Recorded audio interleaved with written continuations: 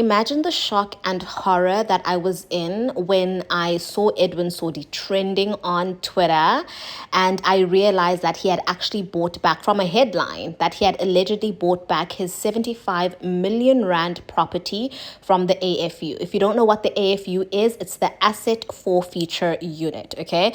And I just want to put a disclaimer out there that at this point, I'm not mad, I'm not angry, I'm not upset, I'm not making a big hoo-ha over corruption. I am just jealous of the man that is Edwin Sodi right now, because imagine being able to get away with everything that he is clearly getting away with, okay?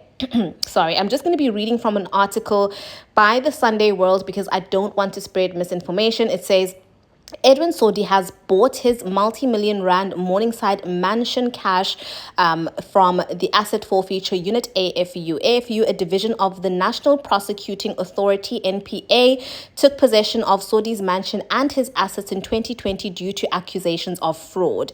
These included 29 cars, 27 properties, 19 active accounts, and household goods owned by both Sodi and his business, Blackhead Consulting. NPA spokesperson Mthunzi Maka told Sunday World that the mansion is no longer under the unit's preservation as Usodi has bought it back, okay? So it also says the extravagant house made headlines in February after it emerged that it was put up for sale at a whopping 75 million on property selling sites, okay?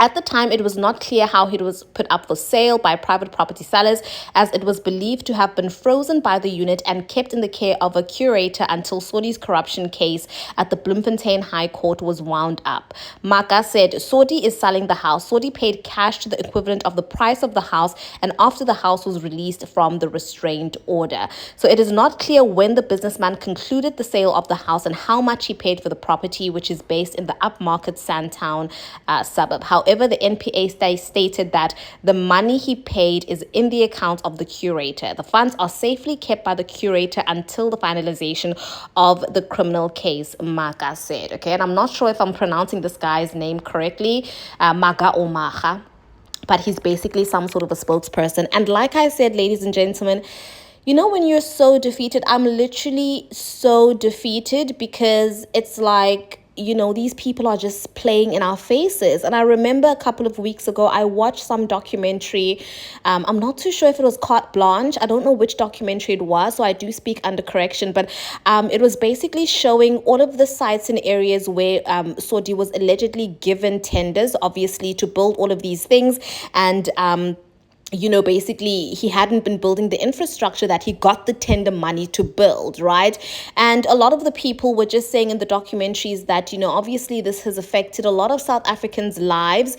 And I remember them specifically saying in the documentary that Edwin Sodi allegedly has ties to so many affluent political leaders in South Africa, and that he is basically untouchable, you know? And this just goes to prove it. I mean, imagine paying 75 million rand in cash to buy your asset or your house back from the NPA, the AFU unit, and just paying cash for it. And then obviously these cases or these charges that are leveled against him, will we ever really see a conclusion to these cases that, you know, or the charges that are leveled against him?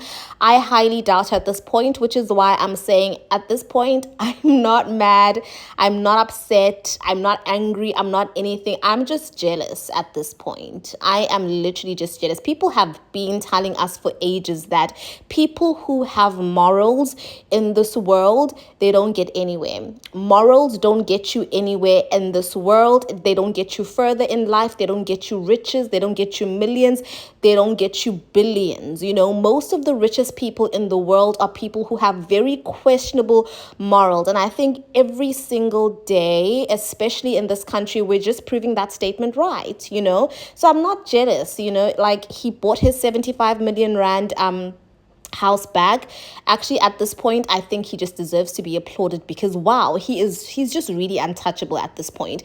But anyways, tell me what you think in the comments section, and I'll see you in my next upload.